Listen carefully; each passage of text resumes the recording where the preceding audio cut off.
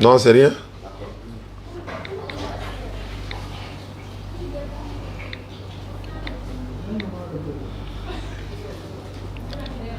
C'est bon, ça passe là-bas?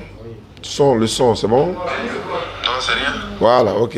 Il faut que je sois rassuré de la bonne qualité du son pour nos internautes quand même. Ouais, merci beaucoup. Voilà, merci beaucoup. C'est bon. De notre côté, c'est bon. Bonne arrivée, tonton.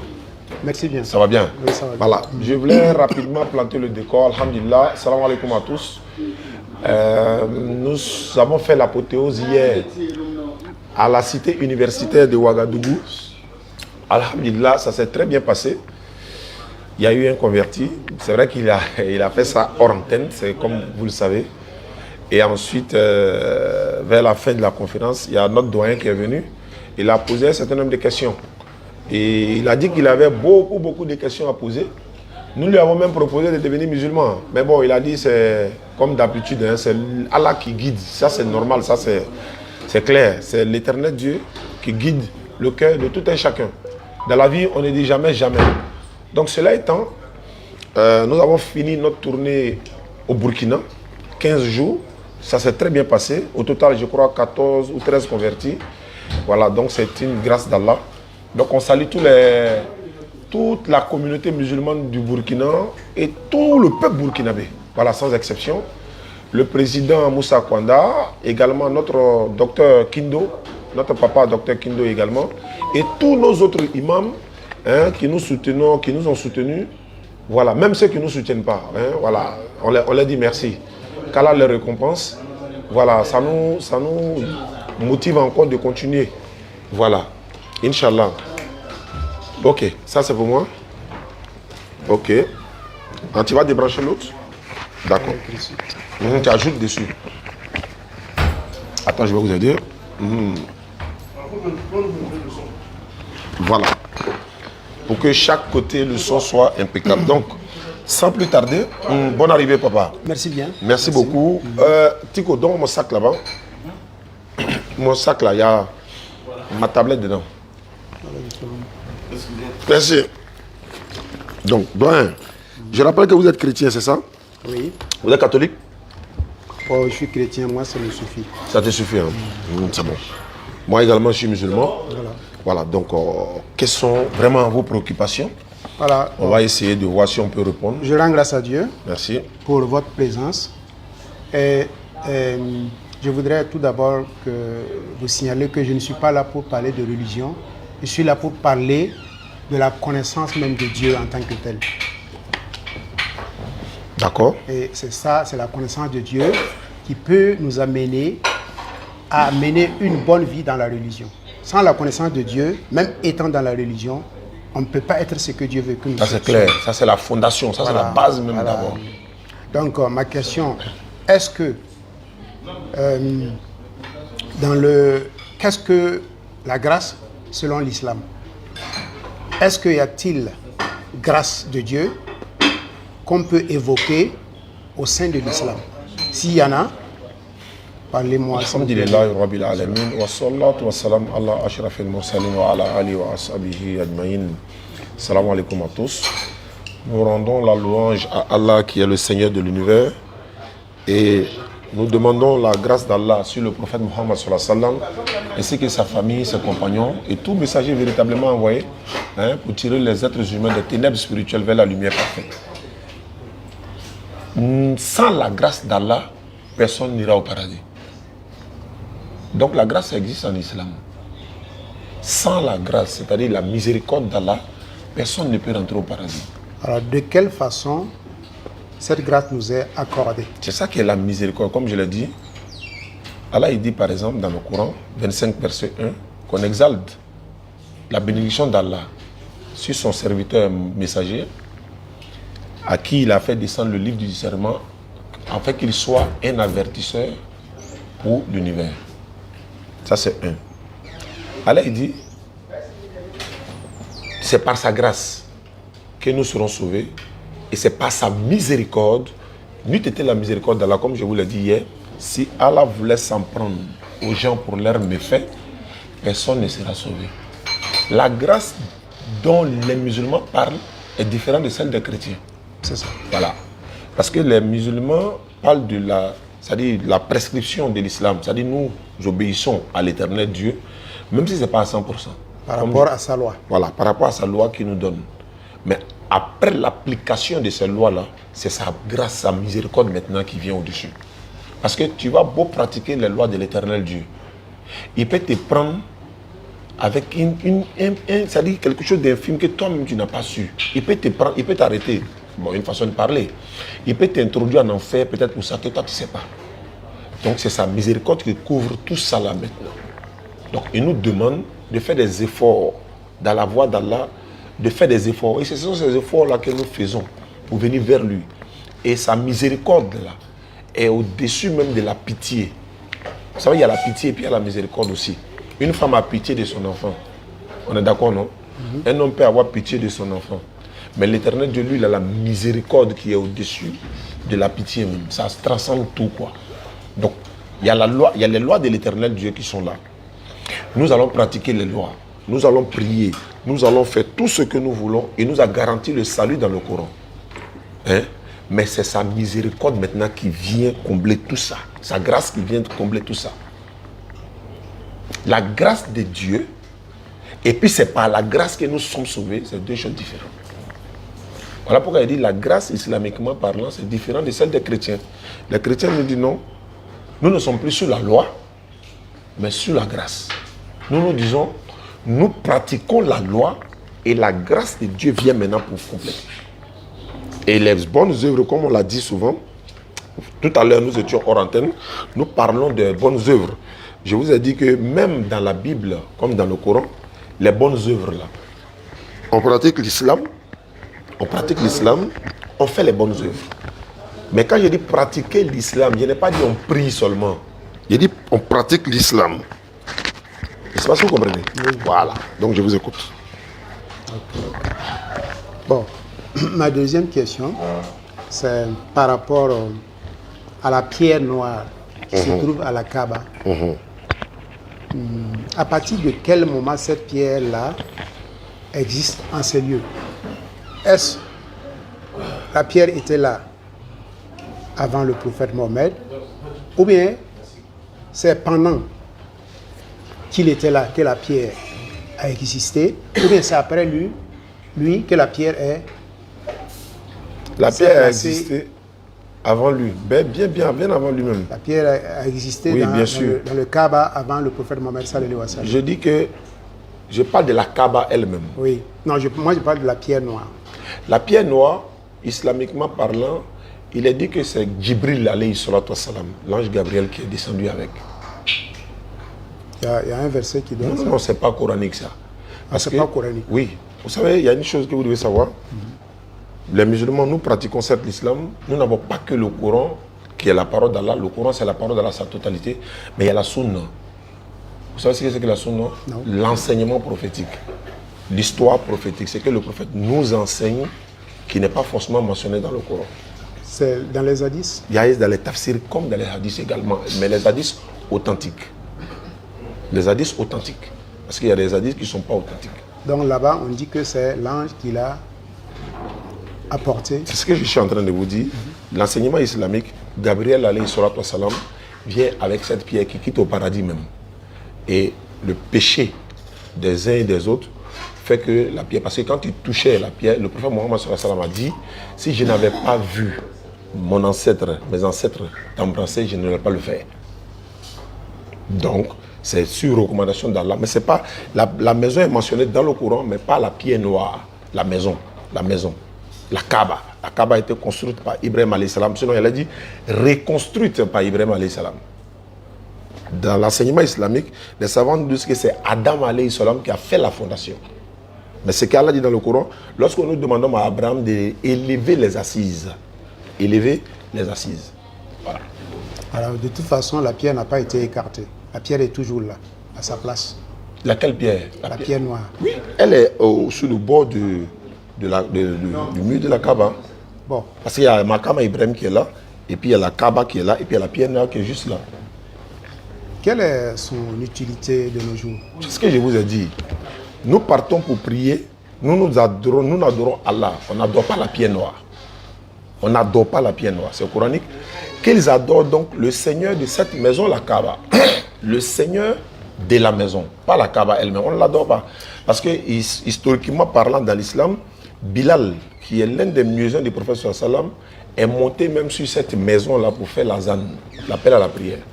Et si c'était une idole, personne ne peut monter sur son idole pour faire l'azan ou bien pour faire quoi que ce soit. Quel numéro?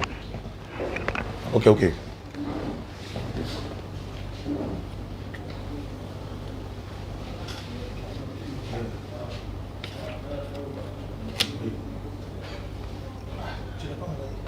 Quelque chose. Bien envoyé à LT. Voilà ça qui est là.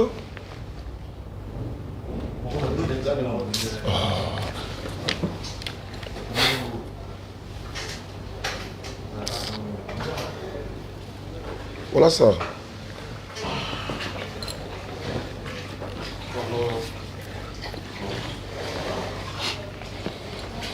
Je vais vous poser une question. C'est moi qui pose la question. Oui, mais moi, je dois vous poser la question. C'est échange. Non, je pense que si vous devez me poser des questions, il faudrait d'abord finir avec moi. Oui, pendant que vous me posez des questions, je pose aussi des questions. Parce que je vais finir d'épuiser et puis le temps est fini. On n'aura pas à savoir un certain nombre de choses. Parce qu'il faut que je vous pose aussi des questions. Je crois savoir que c'est moi qui suis venu pour poser. Non, il n'y a aucun souci. C'est un échange. Ok. Non, allons-y. Mais je vous écoute d'abord. Allez-y. Non, allons-y. Il n'y a pas de problème. Je vous écoute d'abord. Voilà. Ma question est là, j'arrive. C'est-à-dire, pour moi, c'est l'utilité de la pierre. Après la venue du prophète Mohammed sallallahu alayhi wa sallam, qu'est-ce que cette pierre représente pour la maison, pour nous, nos adeptes musulmans? Qu'est-ce que ça représente? Est-ce que c'est un plus par rapport à ce que le prophète est venu donner comme enseignement, ou bien sa présence n'est plus... c'est pas je pense que j'ai répondu, mais je vais essayer de vous amener aussi à comprendre encore. Cette maison a été bâtie par Ibrahim alayhi salam. Et les rites qu'Ibrahim a fait, c'est les mêmes rites que nous répétons. Et ces rites font partie du pèlerinage également. Nous sommes partis au pèlerinage là. On n'a pas touché la pierre noire, on n'a pas pu embrasser la pierre noire. Ça ne veut pas dire que notre pèlerinage n'est pas valable. Vous comprenez? Mais celle est toujours là, c'est qu'elle est valable. J'ai dit notre pèlerinage. Oui, je vois. Voilà, ça ne veut pas dire que notre pèlerinage n'est pas valable. C'est Allah seul qui sait si le pèlerinage est valable ou pas. Ce qui veut dire que c'est symbolique, non? Le symbolisme est là. C'est symbolique. C'est-à-dire que nous faisons les rites, les 7 tours. Ça fait partie aussi des expiations des péchés. Et en même temps, ce n'est pas forcément d'aller là-bas que les péchés sont expiés. Même ici à Ouagadougou, quand on fait la prière, qu'on invoque Allah, nos péchés sont pardonnés. Amen. Certains n'iront pas au pèlerinage, mais les péchés seront pardonnés. C'est ça. Je dis que c'est un symbole de l'islam, ça fait partie du symbole de l'islam. C'est Ibrahim alayhi salam, le père de la foi, qui a bâti cette maison, la Kaaba, et y compris la pierre noire qu'Allah a envoyée pour installer. Ça expie nos péchés, même si nous, on ne va pas au pèlerinage. Celui qui ne va pas au pèlerinage, ses péchés ne sont pas. Parce que les gens diront, donc pour que mes péchés soient pardonnés, je suis obligé d'aller au pèlerinage, aller faire les 7 tours et tout. Certains ne pourront pas le faire, mais les péchés seront pardonnés. Ça fait partie des rites islamiques, sinon les rites du pèlerinage. Ça fait partie des rites établis par Allah lui-même et son messager. Bon, tout juste, si j'ai posé la question, c'était pour mieux faire la part des choses entre l'absence du prophète Mohammed sallallahu alayhi wa sallam et que les gens d'antan passaient voir la pierre et l'embrassaient. Donc pour moi, une fois que Dieu a envoyé son prophète, pour moi, la pierre, bon pour moi, sa raison d'être n'a plus en tout cas de sens en tant que tel. Parce que pour moi, le prophète a envoyé quelque chose de meilleur. Oui, bien sûr. Tu es rassasié, non? Ouais. Allons-y. Viens. Donc, c'était la définition. Je vais manger. Je m'en charge. J'ai mangé mon dernier plat de Ouaga. Tu comptes l'avant-dernier. L'avant-dernier, ok, comme tu insistes. Le vol est gâté, ils vont aller parler. Papa, allez-y. Pourquoi est gâté? Le vol que tu devrais prendre là, ils ont décalé ça. On en direct. Va faire ça. Va prendre mes...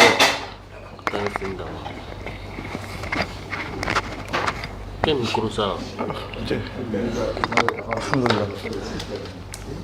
Va pour mes trucs. Et puis tu m'envoies mes lunettes là, on sait jamais. Il va pas bien clair. Donc allez-y papa, allez-y, je vous écoute. Bon, je parlais, je pense que vous étiez à côté. J'aurais pu m'entendre un peu. Oui, un peu. C'était par rapport à la pierre noire qui se trouve à la Kaaba, son utilité de nos jours.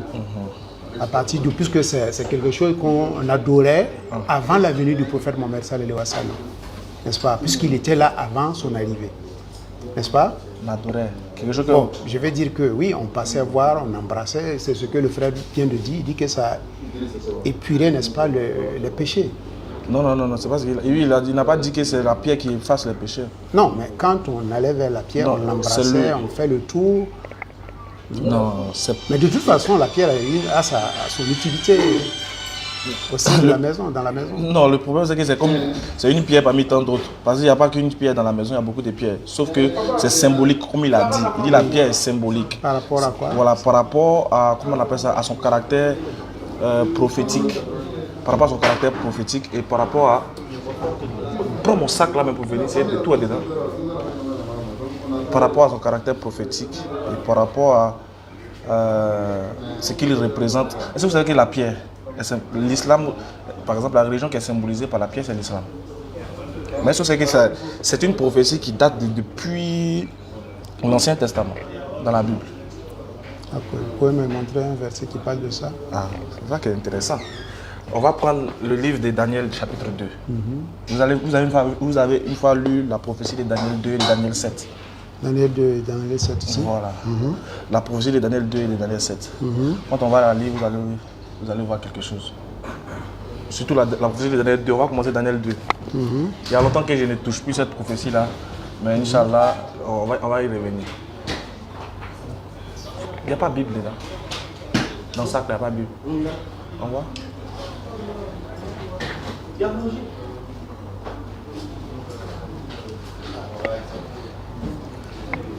On va lire. Bon, d'accord. Attends, je vais trouver rapide. Vous avez trouvé? Allez-y. Daniel 2, chapitre 2. Ouais, Daniel chapitre 2, à partir du verset 1 et chute.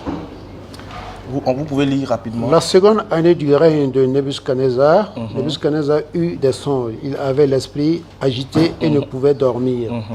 Le roi fit appeler les magiciens, les astrologues et les enchanteurs et les chaldéens pour qu'ils lui disent ses songes. Exactement.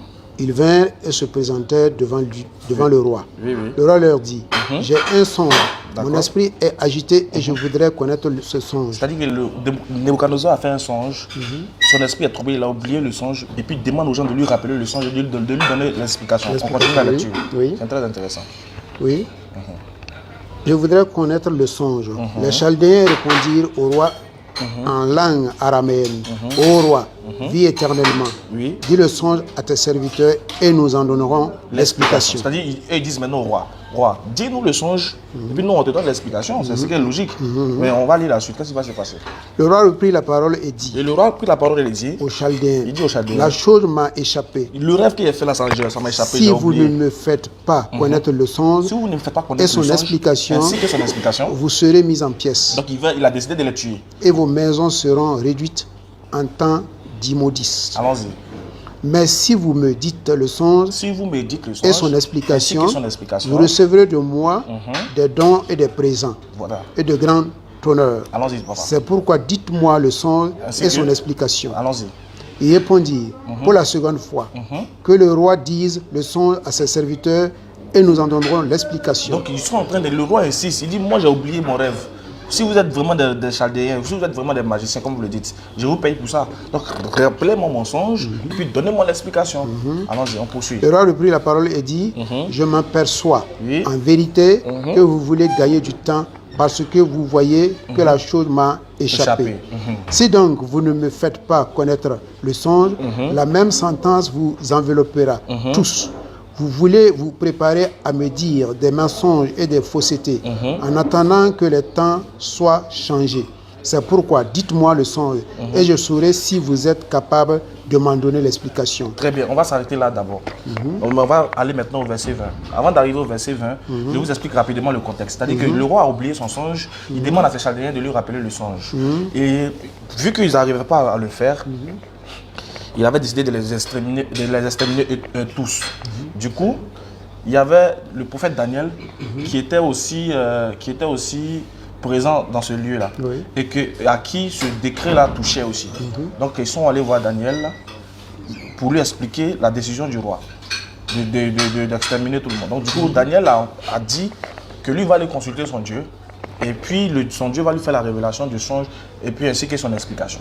Donc on va aller au verset 20 rapidement. Qu'est-ce que Daniel a dit? Daniel prit la parole et dit, au roi, béni soit le nom de Dieu, d'éternité en éternité.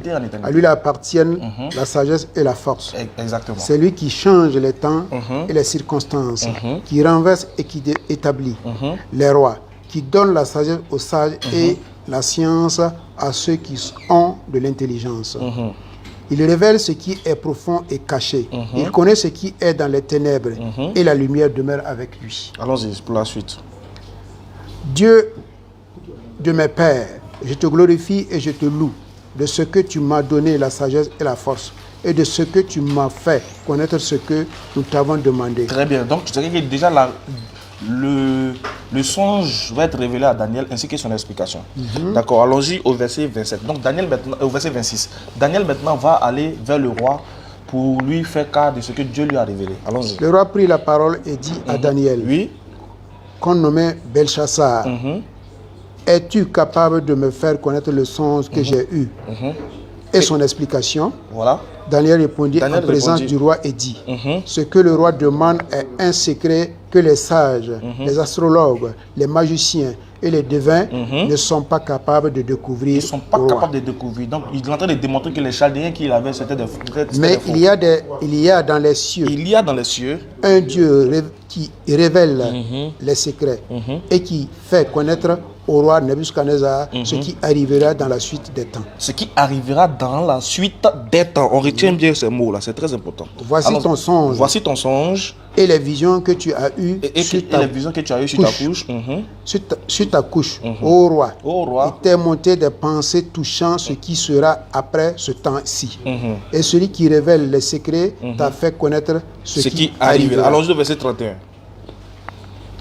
Ô roi, oui, tu regardais et tu voyais une grande statue. Donc il a vu une statue. Allons-y. Cette statue était immense. Cette statue était immense. Et d'une splendeur extraordinaire. Et puis elle avait une splendeur extraordinaire. Elle était debout devant toi. Donc c'est-à-dire que le roi a fait un songe dans lequel il voyait une statue qui était debout devant lui.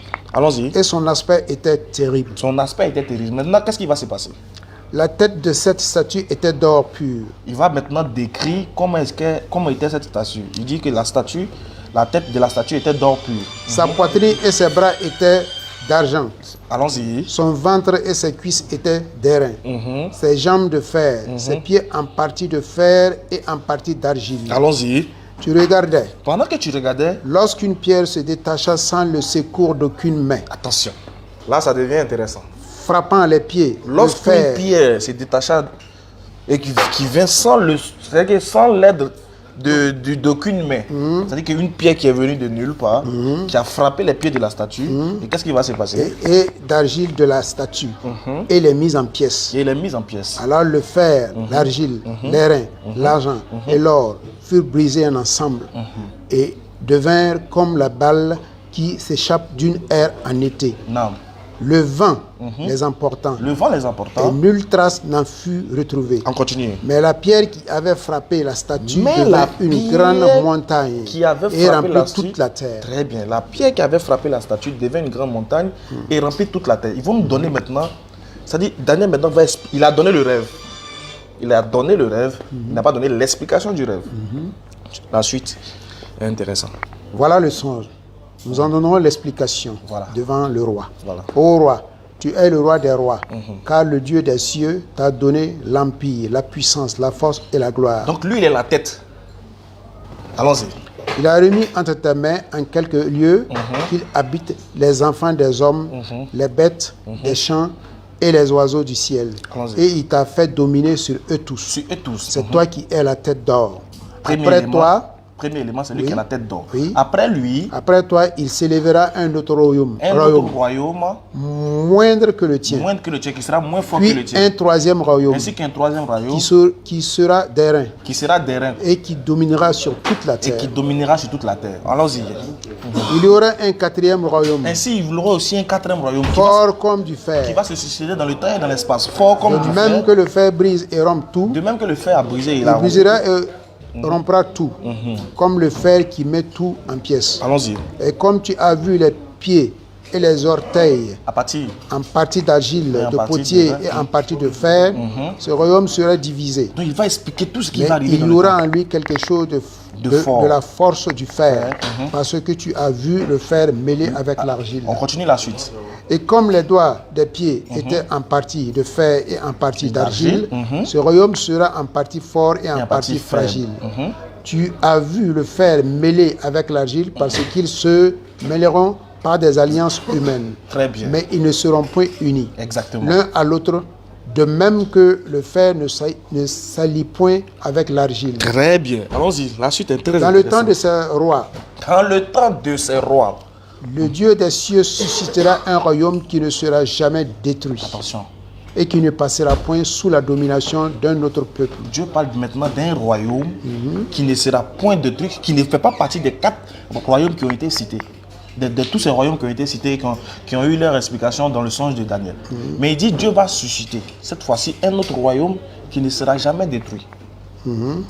Maintenant, quel est le symbolisme de ce royaume-là? Et qui ne passera point sous la domination d'un autre peuple. Très bien. Il brisera et anéantira tous les royaumes là, et lui-même subsistera éternellement. On continue la suite. C'est quoi ce royaume? C'est qui ce royaume? C'est ce qu'indique la pierre que tu as vue Attention. se détacher de la montagne sans le secours d'aucune main, Très et bien. qui a brisé le fer, l'airain, l'argile, l'argent et l'or. Très bien. Ce qui veut Le dire... grand Dieu, On va s'arrêter un peu. Ce qui veut dire le symbolisme du royaume de Dieu, le symbolisme le symbolisme de la, on va dire en d'autres termes, de la religion de Dieu, ou bien de la manifestation de Dieu vis-à-vis du rêve qu'a fait le roi Nebuchadnezzar. Il a vu qu'une pierre avait frappé les pieds de la statue. Et Dieu symbolise cette pierre-là par un royaume qui ne sera jamais détruit. C'est-à-dire un royaume qui vient de Dieu qui ne sera jamais détruit, mais un royaume en plus qui n'est pas terrestre, qui n'a pas son origine terrestre, mais plutôt son origine céleste. Donc on comprend, on voit ici automatiquement que c'est un royaume de Dieu. Mais le royaume là est symbolisé par la pierre. Si cette prophétie-là, moi je ne vais pas rentrer dans les détails de la prophétie parce qu'elle est très longue, je peux vous décortiquer la prophétie, mais on va gagner du temps. Cette prophétie-là est une prophétie jumelle avec une autre prophétie de Daniel 7. Quand vous allez lire, vous allez en voir encore plus d'explications là-bas. Mais ici, on voit que le royaume de Dieu est symbolisé par une pierre. Et je vous ai dit, calmez-vous, quand vous voyez la pierre en islam, la religion de l'islam est symbolisée par une pierre. Oui, c'est un symbolisme. Là, ce qu'il disait, c'est un symbole qui marque quelque chose. Mais on dit que ça a frappé les pieds de la statue, ça a détruit la statue, et cette pierre-là est devenue une grande montagne. En d'autres termes, est devenue une grande religion, ou bien un grand royaume qui ne disparaîtra pas. Mais ce royaume aussi vient de Dieu. Donc il vous a dit que la pierre que vous voyez en islam est une pierre symbolique plutôt. Donc son origine est divine. Donc je vous ai dit que ce n'est pas la pierre que nous adorons. Le fait de voir cette pierre-là dans la Kaaba doit vous faire rappeler cette prophétie de Dieu. Parce que quand vous allez continuer, on va vous parler du Fils de l'homme qui va venir, qui va venir dans la prophétie de Daniel 7.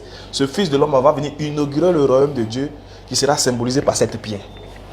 Mais attention, ne dites pas que le Fils de l'homme c'est Jésus. Parce que la Bible dit que ce n'est pas Jésus, c'est le Fils de l'homme. Il va venir après Jésus. Donc la pierre. qui dit ça? La Bible. Que le Fils de l'homme, c'est qui? Non. Ce Fils de l'homme, ce Fils d'homme plutôt, ce Fils d'homme qui va venir, il va venir après que Jésus soit passé.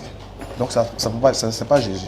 Tout Fils d'homme n'est pas Jésus dans la Bible. Donc c'était pour vous éclaircir sur ce point de Pierre. Mais fils d'homme, ça veut dire quoi? Ça veut dire quoi plus précisément? Fils d'homme.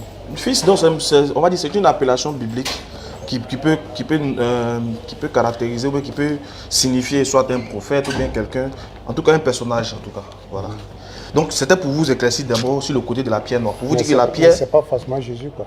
Non, c'est pas forcément Jésus. Mais Parce que je crois Ézéchiel, si je ne m'abuse, a été appelé 72 fois fils de l'homme dans la Bible. Si je ne m'abuse.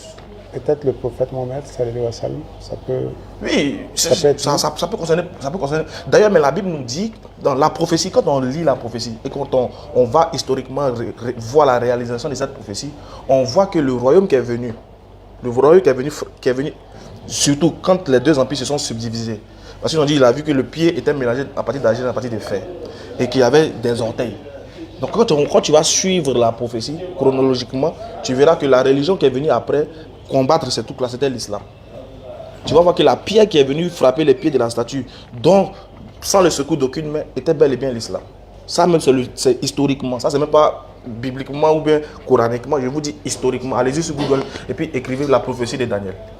Vous allez voir les résultats. Ça, tout le monde est unanime, sauf les ignorants. Donc ça, il n'y a pas de débat dessus. Voilà, c'est vrai que ça nécessite encore plus de développement, plus de précision. Mais comme on est pris pas le temps. Voilà, je voulais juste... Je m'avais directement avec ma deuxième question. Vous éclaircir sur le côté de la pierre.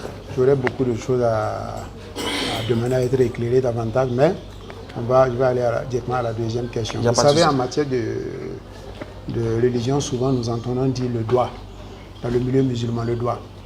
Alors qu'il y a un verset dans le Coran qui dit de craindre le jour où l'intervention, d'aucune intervention ne serait vraiment valeureux en tant que tel. Je vais vous montrer le oui, je sais. Vous voyez, non? Ça existe dans le Coran. Voilà, ça doit être quel est le jour. C'est Bakara 123, chapitre 2, verset 123. Vous pouvez lire la partie. Ok.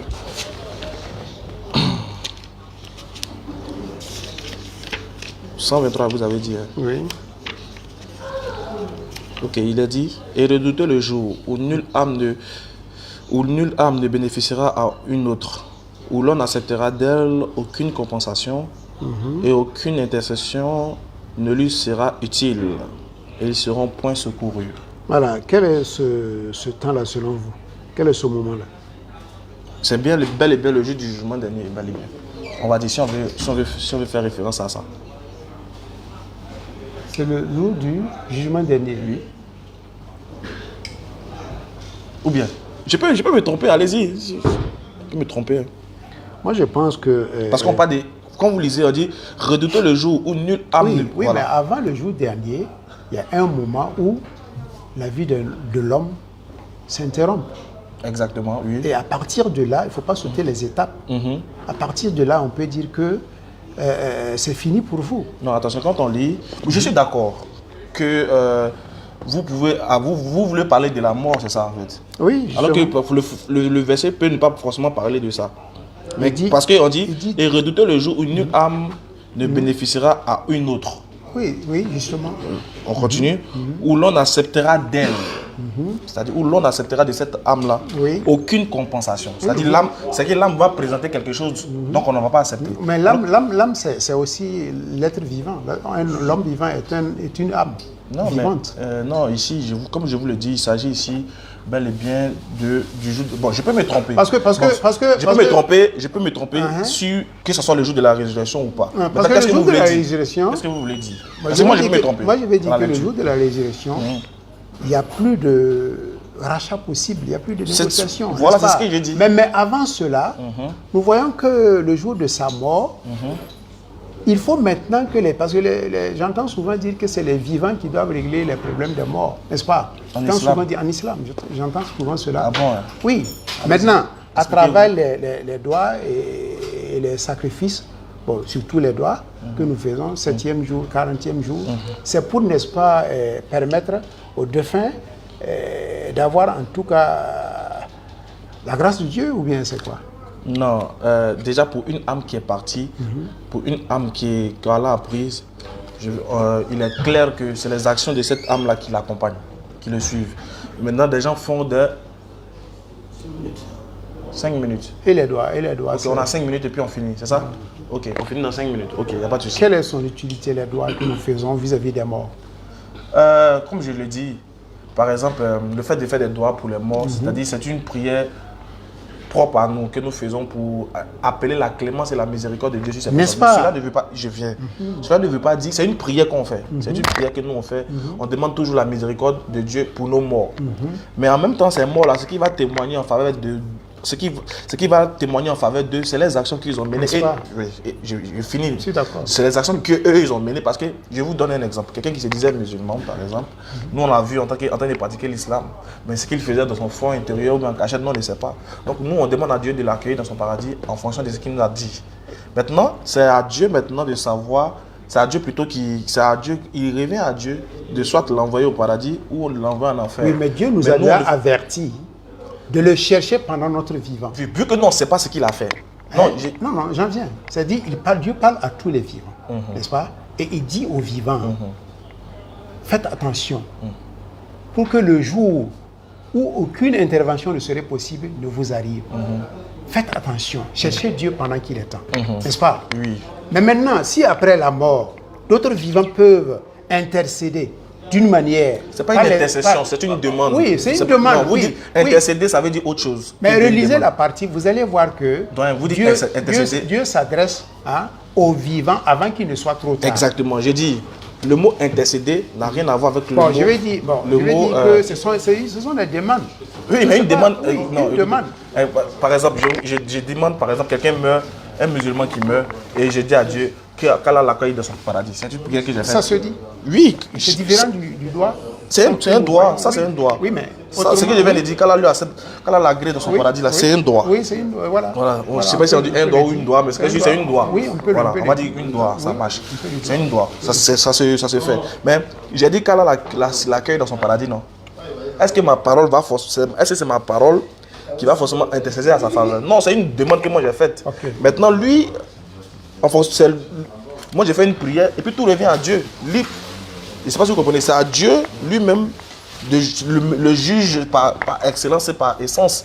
Le juge suprême, il envoie qui il veut dans son paradis, qui il veut dans son enfer. Je n'en disconviens pas. Voilà, donc c'est ce qu'il dit. Nous, on ne fait que faire la prière et c'est à Dieu de juger bon, de faire ce qu'il veut. Ça, je n'en disconviens pas. Voilà. C'est juste une prière que nous faisons. Mais cela ne veut pas dire que c'est notre prière qui va aller témoigner en faveur de notre frère. Non, c'est les actions qu'il a menées, lui. Mais maintenant, si vous devez commenter sur cet écrit-là, comment vous allez commenter? Si vous devez commenter, si vous devez par exemple lire et puis développer. Je vous donne un exemple. Développer le message. Je vous donne un exemple. Il y en a plusieurs versets. Non, c'est ça seulement. On reste ici, c'est ça que je vous demande d'abord. D'abord ici, on va aller dans plusieurs d'abord ici, quand vous lisez, on va lire le contexte. Voilà, on va lire le contexte, on va voir. On lit le contexte. D'abord, le contexte commence à partir du verset 120. Non. Ok. Vous voulez qu'on lise? Si vous voulez. Ok. Le verset 120, parce qu'au 123, il faut comprendre le verset 120. Qu'est-ce qu'il dit ici? Ni les chrétiens, ni les juifs et les chrétiens ne seront jamais satisfaits de toi jusqu'à ce que tu suives leur religion. Dit. Certes, la direction d'Allah c'est la direction d'Allah qui est la vraie direction.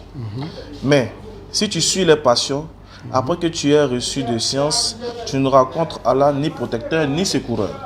Verset 121. Ceux à qui nous avons donné le livre, qui le récitent comme il se doit, ceux-là y croient. Et ceux qui n'y croient pas sont les perdants. Ok. Au verset 122. Ô enfants d'Israël, rappelez-vous mon bienfait dont je vous ai comblé et que je vous ai favorisé par-dessus le reste du monde de leur époque, entre parenthèses. Et redouté, au verset 123 maintenant que vous avez pris, et redouté le jour où nulle âme ne bénéficiera à une autre, où l'on n'acceptera d'elle aucune compensation et aucune intercession de lui sera utile. Elles ne seront point secourus. Je vous ai dit ici, il s'agit bel et bien de jour de la résurrection, le jour des comptes. Attendez, si vous parlez comme ça, c'est comme si Dieu ne s'adresse pas aux êtres vivants. Au jour de la résurrection, il n'a plus besoin de nous dire ça. C'est-à-dire, attendez, il nous prévient que pendant notre vivant, on n'a qu'à le chercher pendant qu'il est temps. Vous comprenez? Sinon, après cela, ce n'est plus possible. Mais après là, c'est par rapport à celui qui est mort couché. Après là, ça ne concerne pas d'abord le vivant. Est-ce que vous avez compris? Alors, maintenant, le vivant, comment le vivant doit se comporter vis-à-vis de ce mort-là? C'est-à-dire qu'il faut, si on doit faire des doigts pour que Dieu intervienne encore, Dieu nous a déjà prévenu. Dans ce verset, Dieu nous a déjà prévenu. Vous avez lu, mais vous n'avez pas compris. Non, ça dépend. Vous pouvez... Bon, Moi, je ne bon, veux pas qu'on saute les étapes. D'accord. Sinon, le jour de la résurrection, c'est un temps à part. Mais avant le jour de la résurrection, nous avons besoin de demander à Dieu quelque chose. C'est par rapport à cette chose qui nous met en garde. Non, c'est pas ça. Si. Non, écoutons. Parce qu'il y a deux temps. Ici, dans le contexte, Dieu parle déjà même de la croyance. La croyance. Oui, il parle de la croyance. Il parle de la vraie direction à suivre. N'est-ce pas? Oui. Et il met en garde les autres religieux, ou les autres appartenances religieuses, par exemple, je vais dire comme ça, qu'elles doivent suivre la vraie voie pour ne pas que, après leur mort, ces personnes-là puissent trouver des arguments échappatoires, même puissent trouver des choses à dire. De sorte, parce que maintenant, Dieu les rappelle que ce jour-là, il n'y aura pas d'intercesseur. Parce que quand vous lisez le contexte, c'est des gens qui se soutenaient les uns les autres étant vivants. Donc, je vais finir pour que vous compreniez. Dieu est en train de mettre en garde les humains que nous sommes vivants. Ah, merci. Écoutez bien, écoutez bien. Oui, mais quand Dieu parle, il ne parle pas aux morts. N'est-ce pas? Ça, c'est une évidence, il ne parle pas aux morts. Justement. Il parle aux vivants. Oui. Il a dit ce qui les attend après leur mort, au jour du jugement dernier. Il a dit ça. Donc, il a dit, faites attention, on va relire. Et ça, c'était un message aux enfants d'Israël. On va supposer que ça concerne tout le monde. Parce qu'elle a dit, oui, c'est aux enfants d'Israël. Bon, oui, ouais. On dit, oh, enfants d'Israël, rappelez-vous mon bienfait sur vous. Ça ne parle des enfants d'Israël. Mais supposons que c'est des hommes, c'est pas grave. Les enfants d'Israël, ce sont des hommes. Maintenant, Dieu leur dit quoi? Et redoutez. Pourquoi il dit aux enfants d'Israël redouter? Parce qu'il y a quelque chose qu'ils ne faisaient pas auparavant. Voilà. Et redoutez le jour où nulle âme ne bénéficiera à une autre. C'est-à-dire que il y aura un jour où... Mais est-ce que nous pouvons bénéficier à partir du moment où on fait le doigt pour nous? Est-ce qu'on... Donc vous mélangez tout. Moi, je suis en train de vous parler de ce que Dieu est en train de parler du jour de la résurrection. Le jour J, qu'est-ce qui va se passer? Dieu dit, c'est comme s'il était dit, je prends un exemple. Vous dites par exemple à votre enfant, mais vous dites par exemple, bon, je suis obligé de prendre ce genre d'exemple pour que vous compreniez. Vous dites par exemple, en tout cas, redoutez le jour où moi je vais commencer à vous sanctionner dans la maison. Et ce jour-là, aucun de vous ne sera utile à l'autre. Vous êtes en train de les mettre en garde sur un jour bien. C'est une mise en garde. C'est une mise en garde. Voilà. Sur un jour bien précis. Voilà, c'est une mise en garde sur un jour bien précis. Et Dieu vous rappelle ce qui va se passer. Donc il vous dit que même de la manière où vous vous soutenez étant vivant là, étant mort, vous ne pourrez pas vous soutenir comme ça ce jour-là. Parce que vous n'aurez aucune âme ne sera bénéfice à l'autre. Donc il continue pour dire encore. Qu'est-ce qu'il dit? Il dit redoutez le jour où nulle âme ne sera bénéfice à l'autre, où l'on n'acceptera d'elle aucune compensation. Ce qui veut dire les âmes. Je vous pose la question. C'est où est-ce que les âmes viennent avec les actions? Les âmes, c'est où? C'est au jour de la résurrection. C'est au jour de la résurrection que chaque âme va venir avec ce qu'elle aura posé sur terre. Et d'autres voudront des compensations. Donc Dieu dit ce jour-là, il n'aura pas de compensation. Ce que tu es venu à ça là, c'est en fonction de ça que lui va te juger. Ce que tu as fait là, c'est ça qui va te suivre. Il n'y a pas bonus, il n'y a pas retrait, il n'y a pas ceci, il n'y a pas cela. Il met en garde, c'est une mise en garde sur un événement qui aura lieu. Et si ce qui va se passer pendant cet événement-là, pendant ce jour-là, si je peux dire. Donc ça n'a rien à voir, Dieu ne nous interdit pas de faire des doigts. Je dis par exemple, quelqu'un meurt, voilà, quelqu'un meurt, un musulman meurt, il est du devoir même du musulman de prier sur le corps. N'est-ce pas? Alors, est-ce que c'est un devoir du musulman? C'est-à-dire que le fait de prier sur le corps, là, on est en train de préparer le corps à aller rencontrer son Seigneur spirituellement. Et en mettant les doigts qu'on fait sur le corps, ou même les doigts qu'on fait pour notre mort, par exemple, quand Allah l'accepte dans son paradis, c'est une demande propre à nous. C'est une demande que le musulman doit faire pour son frère musulman. Maintenant, s'il doit aller au paradis ou bien en enfer, là, ça n'engage qu'Allah. C'est pas parce que nous on a dit que forcément ça va se faire. Forcément, je dis bien forcément, ça va intercéder à sa faveur. Non. C'est ce que je tenais à vous préciser. On nous fait signe que le temps il est déjà avancé. Il nous reste 5 minutes. Bon, donc je vous laisse avec une question là. Et vous pouvez la mener et puis après m'envoyer la réponse. D'accord. Qu'est-ce que l'évangile pour vous? Qu'est-ce que l'évangile pour l'islam? L'évangile. Parce que le Torah, c'est la loi, n'est-ce pas? Mais l'évangile, c'est quoi, proprement dit? L'évangile, c'est quoi? L'évangile, c'est la révélation que Dieu a faite à Jésus, que Dieu a donnée à Jésus.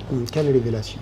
Sa révélation, le fait de, comment on appelle ça, la bonne nouvelle, voilà, la bonne nouvelle du royaume des cieux. Oui, mais voilà, ça a trait à quoi la bonne nouvelle? La bonne nouvelle, ça a trait à quoi? Ça a trait à quoi? Ça a trait, on va dire, c'est quelque chose qui toujours dans le contexte de ramener les humains qui sont dans les ténèbres à la lumière parfaite. De rappeler les humains qu'ils n'ont pas été créés en vain. Ils ont été créés dans le but d'adorer Dieu et de croire au messager qu'il leur a envoyé et de respecter ses ordonnances et ses prescriptions. Il n'y a pas de différence entre la loi, de ce que vous venez de dire, et la bonne nouvelle. Vous savez, la bonne nouvelle est autre que la loi. La bonne nouvelle, c'est quoi? Voilà. C'est moi qui vous pose. Mais je vous ai répondu, vous dites que c'est autre. Par exemple, dans le Coran, on va lire, vous allez voir. Tout ce que vous donnez comme question a une réponse dans le Coran. Quand même, hein. On va lire, vous allez voir, Sourate 4. Parce que tout ce qui est dans le Coran, on peut dire que ce sont des nouvelles. Tout est bonne nouvelle. N'est-ce pas? Voilà, mais maintenant, oui, mais là c'est quand même sorti apparemment. C'est-à-dire quand on dit que Jésus-Christ a envoyé l'évangile, et on dit que l'évangile c'est la bonne nouvelle. Ah, alors qu'il y avait déjà bonne nouvelle, n'est-ce pas? Mais pour son départ, C'est que, pour son peuple. oui. Je vous explique. Oui. Chaque prophète est une bonne nouvelle pour son peuple. Chaque prophète est une bonne nouvelle pour son peuple. Qu'est-ce qu'on appelle bonne nouvelle? Le fait de rappeler les gens. Le fait de rappeler les gens à revenir vers le Créateur. Il n'y a pas plus bonne nouvelle que ça. Donc, quand on entend bonne nouvelle, c'est toujours dans le but de guider les gens. Qu'est-ce qu'on appelle une nouvelle? Une nouvelle, c'est quelque chose c'est quelque chose qui réjouit le cœur de l'homme. C'est quelque chose qui réjouit le cœur de l'homme et qui amène l'homme à comprendre. Le prophète, j'allais dire, le prophète Moïse a envoyé la bonne nouvelle. Le prophète Mohamed a envoyé une bonne nouvelle. Et le prophète Jésus-Christ a envoyé une bonne nouvelle. C'est comme ça. Hein. Ouais, aucun d'eux n'a envoyé une mauvaise nouvelle. Ce que je veux dire, ce que je veux dire, chaque révélation a eu son nom. La Torah est une révélation de Dieu faite à Moïse qui a son nom bien précis et qui a son but. La Torah, on sait ce qu'il y a dedans, on sait c'est les 10 commandements. Oui, mais les mêmes 10 commandements là, Jésus quand il vient accomplir ces 10 commandements. Sauf que le problème c'est que quoi, quand Jésus vient, lui vient expliquer encore mieux les 10 commandements et il vient pour mettre ces 10 commandements là dans le cœur des gens. C'est en fonction de ça que cette prophétie de Jérémie 31, verset 31 à 34. De toute façon, moi j'ai défini la bonne nouvelle dans le livre que je vous ai remis.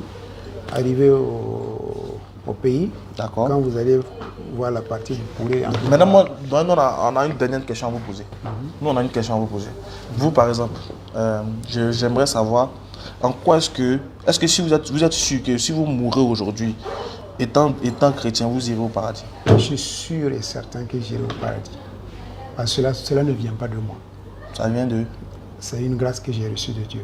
Mais votre salut se résulte en quoi? En la croyance expiratoire, ou on va dire à la croyance que Jésus est mort pour vos péchés, c'est ça? Mais c'est ça la bonne nouvelle pour moi. D'accord. Parce que comme je meurs, comme je souffre, je suis dans le péché à cause d'Adam. Si Dieu me dit qu'à cause d'un homme aussi, à cause d'un homme qu'il a envoyé, je suis gracié à cause de cet homme-là, moi je ne peux que croire. D'accord. Parce que je veux savoir. De la façon dont ça a commencé avec moi, ça commence à terminer. Dieu se termine comme ça. Je veux savoir, quand vous dites que Jésus est mort pour vos péchés, à la croix, qu'est-ce que Galate dit de Jésus? Galate 3.13. Galate 3.13 dit quoi? Maudit est quiconque est pendu au bois. Justement. Est-ce que vous acceptez que Jésus soit maudit? Quand il dit ça, si Jésus-Christ a été maudit à un moment donné parce qu'il a pris les sanctions des maudits. Moi qui suis maudit. Jésus est maudit. Mais c'est ce qu'il a pris. Ce sont mes malédictions qu'il a pris en lui. Donc il est maudit. Mais si, sur la croix, il n'est pas béni. Il n'est pas béni, il est maudit. Jésus-Christ, quand il mourait parce qu'il a pris mon péché. Donc, mais il a été ressuscité. Non, il est ressuscité. Non, on n'est pas encore arrivé là-bas. Non. Vous en venez là-bas. Non, quand on va en venir. Moi je vous dis que. On n'est pas encore arrivé. C'est même écrit, c'est biblique. Je veux savoir la nature de Jésus. Il est-il béni ou maudit? Jésus-Christ. C'est pas à moi de vous dire que Jésus-Christ est maudit. Si, vous avez déjà dit. Non, Jésus-Christ est béni. Mais vous avez dit qu'il est maudit. Non, j'ai dit il était maudit sur la croix quand il mourait. Parce qu'il a pris, écoutez-moi bien, il a pris la bénédiction qui était sur les hommes d'Adam, sur la créature de Dieu, et la malédiction plutôt, qui était sur les humains. Et la Bible dit que l'âme qui pêche, c'est celle qui doit mourir. Vous comprenez? La Bible a dit ça. Oui, l'âme qui pêche, c'est celle qui doit mourir. Mais puisque Dieu vient à nous, en tant que Père qui veut nous faire grâce, c'est ça la grâce. La grâce là, c'est pas que Dieu nous demande de faire, c'est pas Dieu nous dit que lui il a déjà fait pour nous. Et c'est ça la grâce. Vous voyez, chez nous, la grâce c'est comme ça. Compris. La grâce de Dieu ne nous demande pas de faire des efforts et qu'il va envoyer la grâce après. Chez nous, Dieu nous dit, moi je vous ai déjà fait la grâce parce que la sanction qui devait tomber sur vous est tombée sur Jésus-Christ. Donc, c'est-à-dire Dieu. Et comme... Donc, excusez-moi, j'ai compris. C'est-à-dire Dieu. C'est-à-dire Dieu. C'est-à-dire c'est quelqu'un qui punit l'innocent à la place du coupable. Mais puisque on peut dire même que nous-mêmes nous sommes des innocents, puisque si c'est Adam qui a péché, C'est une nous question. nous sommes des Mais innocents. vous dites que Adam est péché. Non, mais on n'a qu'à repartir là-bas pour Est-ce que revenir. nous on est innocent? Puisqu'on a pris le péché d'Adam, nous on n'est plus innocent des pécheurs. Je veux savoir si Dieu punit l'innocent à la place du coupable. Votre Dieu que vous adorez là, lui il punit l'innocent à la place du coupable. Selon son plan, Dieu veut nous montrer, Que- écoutez-moi bien, que- que nous ne pouvons rien avoir, nous ne pouvons rien obtenir, surtout pas le paradis, en dehors de lui. Ça, mais, on fait. Ça, c'est vrai. puisque lui, il avait dit, il avait prédit que l'âme qui pêche doit mourir, en tout cas, le prix là, ce prix là doit La être suite il a payé. dit quoi? Quand il a dit l'âme qui pêche, c'est elle celle qui doit qui mourir. mourra. La suite il a dit N'est-ce quoi? pas? Dans le même verset il a dit quoi? Bon, si vous Le vous Père ne rappelez- portera pas l'iniquité du Fils et le Fils ne portera pas l'iniquité de son Oui, Père. oui, Chacun mais c'est- meurt oui, pour- Oui, Ah oui. non, donc Mais ainsi- puisque c'est lui, doucement, ça c'est dans l'Ancien Testament. Oui, mais chacun meurt Et pour quand vous lisez, Ouais. c'est C'est vous qui avez cité le verset. l'Ancien Testament. C'est vous qui avez cité. Vous avez cité ça. Oui, C'est justement. vous qui avez cité. Donc on parle plus Oui, d'ancien. justement. C'est l'Ancien Dans Testament. le même verset que vous avez cité Oui, là, c'est dans l'Ancien la Bible dit que Testament. chacun meurt pour ses péchés. Oui. C'est que si tu Oui, doucement, c'était comme ça. ne disons pas oui, oui, Selon oui, la les gens- loi. donc, si tu pêches, c'est toi qui meurs. Si celui-là il pêche, c'est lui il meurt. Oui. C'est ça non? C'était comme ça. Chacun est responsable de ses Oui, péchés. c'était comme ça. Maintenant, c'était comme ça. Avant la bonne nouvelle là. Mais c'est vous qui avez dit que. Je suis d'accord. D'accord. Maintenant, c'est-à-dire Dieu il a changé. Oui. Avant, il faisait punir le coupable en fonction de son acte. Maintenant, il a changé. Il a décidé maintenant de prendre l'innocent à la place du coupable. Oui, pour gracier, n'est-ce pas, le coupable. Pour gracier le coupable. Oui. On prend innocence. C'est-à-dire on prend innocent pour C'est le gracier. plan de Dieu comme C'est-à-dire ça. que nous-mêmes les hommes, regardez, le plan de Dieu nous-mêmes comme les hommes, là, dans la justice des hommes, au palais de la justice de Ouaga ici là. C'est-à-dire si vous allez. Comparaison n'est pas raison. Oui, c'est ça. Non, nous, chez nous, ici, comparaison est raison. Pourquoi? Parce que comprend les choses il faut comprendre les choses terrestres pour arriver. en haut. Comparaison n'est pas raison. Non, je vais vous montrer où la comparaison est raison. C'est-à-dire que quoi? Nous, les hommes, vous êtes en train de dire que nous, on a un bon sentiment par rapport à Dieu. Nous, on a pitié même que Dieu. On est normal que Dieu. C'est vrai. On est On est normal que Dieu. normal. Oui. Que Dieu. On est justice. On est juste que Dieu. On fait justice plus que juste que Dieu. Dieu. Oui, parce que nous, là, dans nos justices ici, là, on punit le coupable Et non et non l'innocent. Quelqu'un qui, si vous partez à la justice, moi je vous ai volé, moi j'ai volé votre téléphone, je fuis, vous m'attrapez, on arrive à la justice là. Ismaël Aka, tu as volé le téléphone, tu es condamné à 2 mois. Ils vont pas dire, doyen, il t'a volé ton téléphone, non? Toi tu es condamné à 2 mois.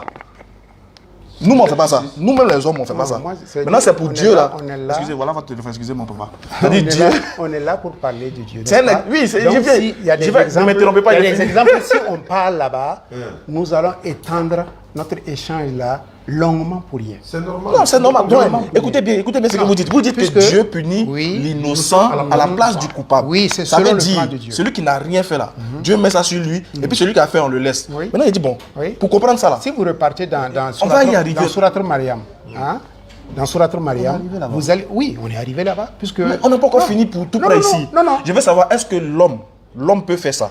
Est-ce que l'homme peut punir l'innocent à la place du coupable? L'homme est tellement faible qu'il ne peut pas faire ça. Donc l'homme ne peut pas faire Donc ça. l'homme ne peut pas faire ça. L'homme ne peut pas faire Donc ça. l'homme est Il trop... est tellement faible qu'il ne peut pas faire ça. Non, je veux savoir, l'homme là, Dieu lui a donné c'est la que, raison pour ne pas c'est que faire Dieu non.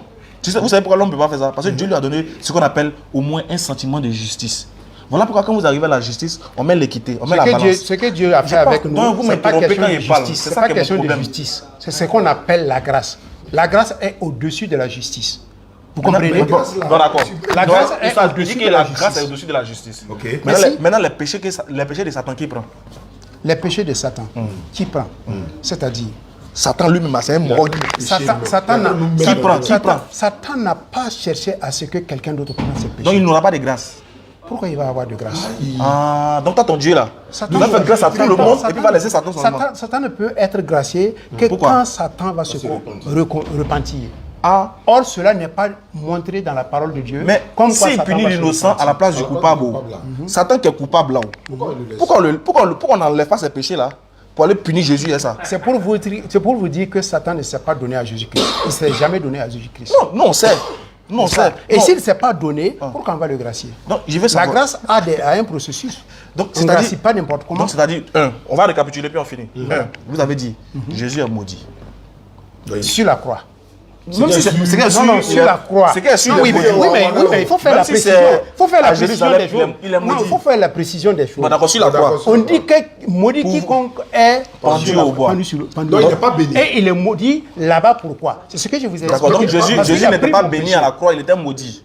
Oui, Ça fait un. Oui. C'est vous qui avez dit, c'est pas moi qui ai dit. oui, c'est la parole de Dieu qui le Le dit. Coran dit qu'il est béni. Or, le C'est la Coran parole de dit Dieu qu'il qui est dit. béni. Il est béni où? Le Coran dit qu'il est Même béni. sur la croix. Non, il n'est pas arrivé là-bas. Oui, mais c'est parce que vous dites. Non, il n'est pas arrivé là-bas. Oui, mais c'est parce que La vous croix, ne connaissez pas qu'il écoutez, était sur écoutez, sur la croix, qu'il ne la pouvait croix, pas là, c'est pour... accepter cela. Excusez papa, la croix, c'est pour qui? C'est pour les maudits, non? Selon la Bible. Mais c'est pourquoi vous dites qu'il La n'est croix, pas c'est pour arrivé. les S'il filles. n'est pas arrivé Non, là-bas. laisse- il on n'est vous pas- allez comprendre pourquoi le Coran ne le met pas là-bas. Oui, c'est parce qu'il n'est pas arrivé. Selon le Coran, il n'est pas arrivé. Je sur veux la savoir, croix. est-ce que la croix, c'est pour les maudits? Ou bien Si. les bénis. C'est pour les maudits, Si. non? Donc, pour vous, c'est parce que Jésus est maudit qu'il est là-bas, non? Qu'il est monté sur la croix. Or, pour nous, Il c'est est parce qu'il est béni. béni qu'il n'est pas arrivé là-bas. Je vous comprends. c'est pas la même je vous chose. comprends, Voilà, je c'est pas vous la même comprends, chose. je vous comprends. C'est Voilà. pas la même chose. Donc, Je vous donc, comprends. entre vous deux, là, Et quand il est ressuscité, je Ouais. ne peux pas le venir là-bas. Je ne peux pas le venir là-bas parce que vous savez. Salut ton frère. Salut, ton frère, papa. Salut, Voilà. salut. Vous savez pourquoi je ne peux pas venir là-bas? Parce que vous voulez tout juste m'amener sur un dire pour pouvoir dire que moi j'ai dit quelque chose qui ne convient pas à la parole de Dieu. Non. Alors que la On parole n'a pas de dit Dieu, ça. la parole de Dieu nous dit, maudit soit maudit Quiconque est pendu au bois. Donc, bois. Jésus est maudit. Jésus-Christ était maudit quand il était monté. Et le pourquoi je vous dis, parce qu'il a À cause pris de vos mon péchés. péché. Moi, je suis d'accord. Moi, il dit. N'est-ce pas? Nous, on a compris. Mais maintenant, Nous, on dit, nous, les attendez, musulmans. attendez maintenant. Ok. Sa résurrection prouve que il a payé le prix et il a été ressuscité. D'accord. Amen. Ça c'est encore, c'est pour vous dire qu'encore il est encore béni. On dit Amen. Amen. Mais nous, on dit, nous, les musulmans, on dit, premier, Oui. Jésus est béni. Oui. Voilà pourquoi il ne va pas à la croix. Parce que la croix, c'est pour les Oui, maudits. ça, je le sais. En aucun cas, Je le sais. dans ça- en aucun cas pour nous, un messager de Dieu. D'ailleurs, vous-même, vous dites qu'il est le Fils de Dieu. En aucun cas pour nous, Jésus va aller là-bas et puis être maudit pendant un laps de temps. S'il est maudit, c'est qu'il est pareil au diable. Parce que c'est le diable qui est maudit. Écoutez ce que Non, Jésus-Christ ça, a c'est dit moi sur qui la parle croix. maintenant. Vous Écoutez avez ce que parlé. Jésus-Christ Donc, a c'est dit. moi, il est fini de parler. Jésus-Christ Il a a dit fini sur de la parler, croix- papa. Il a fini. Jésus-Christ a dit sur la croix, Père, pourquoi m'as-tu abandonné? Vous savez pourquoi il a dit ça? Eh, on n'est pas encore arrivé Non, là. vous savez pourquoi il a dit ça? Il est déjà maudit. Donc, c'est Vous normal que savez, le Père vous l'abandonne. savez pourquoi il a dit ça? C'est parce qu'il est maudit. N'est-ce pas? N'est-ce pas? C'est parce qu'il est maudit. N'est-ce pas? Oui. N'est-ce pas? C'est parce qu'il est maudit N'est-ce que le pas? Père l'a abandonné, non? Justement. Très bien. Maintenant, Mais moi, il dit parce qu'il que était- c'est quand le la Père l'a abandonné. séparation Très bien. entre le péché qu'il a porté et lui-même en tant que fils de Dieu. Je veux savoir, quand il était sur la croix, il était maudit, non? À cause de Dieu l'a abandonné. Donc, quand tu es maudit, Et là, lui-même, il a quand dit. tu es maudit, là, ton frère, ton ami, là, c'est qui? C'est pas Satan. C'est pareil à Satan. C'est Satan qui est maudit. Si toi aussi tu es maudit, c'est que vous êtes la même chose. Donc, Jésus était la même chose avec Satan sur la Il ne croix. faut pas faire une conclusion à la hâte comme ça. Bon. Ça veut dire qu'il y J'ai a une compris. manière de Bon, parler. laissons il y a une côté manière maudit. de Laissons côté parler maudit. Vous avez qui dit n'est aussi- pas assaisonné. Vous avez dit, C'est ah dit non, moi, quand- il n'y avait pas trop de pistes dedans. Il n'y a pas trop non, assaisonné le ça, truc. ça, c'est ce qu'on appelle. Je suis cru, c'est ça en fait. Voilà, Voilà. ça, c'est une manière de j'allais dire. Donc, on va avancer, c'est pas grave, on va avancer. J'ai Ouais, retiré ça, j'ai retiré, voilà. j'ai retiré. Parce que- Sinon, c'est vous qui avez dit. Du moment où vous ne faites pas Jésus maudit, on ne pourra pas dire ça. Non, mais Maintenant, vous aussi, vous avez dit qu'il n'est pas maudit parce qu'il n'est pas maudit. Voilà, non, on dit il est Oui, béni. mais moi, j'ai dit qu'il est maudit parce qu'il a pris le péché des maudits et de moi qui suis maudit. ok, ça, va, Et vous il a allez pris régler mon ça. péché. Au jour du jugement, toi, puis Jésus, vous allez régler ça. Il y a même pas de Le fait de problème. le traiter de maudit, là, vous allez Il y a régler même- ça, il y a papa. même pas de problème. Et de Deuxième béni point. aussi, et de béni. Il ne faut pas l'oublier. non, non, Moi, j'ai dit quand il est ressuscité. Comment quelqu'un est quelque chose qui est sale à mettre qui est propre? Non, j'ai dit. Ça n'existe pas, il n'y a pas sale propre. Soit c'est sale, Non, soit c'est propre. attendez, c'est un Il n'y a pas processus. sec mouillé aussi. Non, non, c'est un processus. Soit c'est Vous mouillé ou comprenez? bien c'est sec. Non, c'est un processus. Bon, le d'accord. problème On va que finir. nous avons avec... Je veux boucler. Vous savez, On a déjà fini. le problème que nous avons avec Dieu, le problème que nous avons avec Dieu, c'est que vous voulez comparer votre capacité, Il est l'heure. On doit capacité, retourner à Abidjan. votre moyen de faire là avec celui de Dieu. D'accord. Nous sommes limités. D'accord. Il y a Donc, des choses merci. où- Merci. Est-ce que quand Dieu a envoyé l'Esprit Saint dans le ventre de Marie, qui est l'homme qui peut mettre la femme en grossesse à travers sa parole? C'est Dieu qui Ça fait ça. n'existe pas. C'est Dieu qui fait ça. Mais c'est tellement spécial. Maintenant, l'enfant, que- là, c'est lui qui te dit il est maudit. c'est tellement spécial. Comment tu me dis ça? Comment tu me dis Attendez, qu'il est maudit, papa? c'est par rapport à ce qu'il est venu faire. Est-ce que Il est Dieu venu m'a pour dit ça? c'est lui qui Pourquoi a ça? envoyé. Tu maudis enfant des gens comme C'est ça. lui qui a envoyé la bonne nouvelle. La Marie bonne a nouvelle. besoin. Si Marie attend ça là, non, c'est pas content. non. Donc pour conclure, merci beaucoup. d'être Merci passé. bien. Merci pour Vraiment, on se je donne vous félicite. rendez-vous. C'est-à-dire que Oui. le problème qui est là, je pense que vous n'avez pas étudié On va arrêter. la Bible comme il le faut. D'accord. Vous avez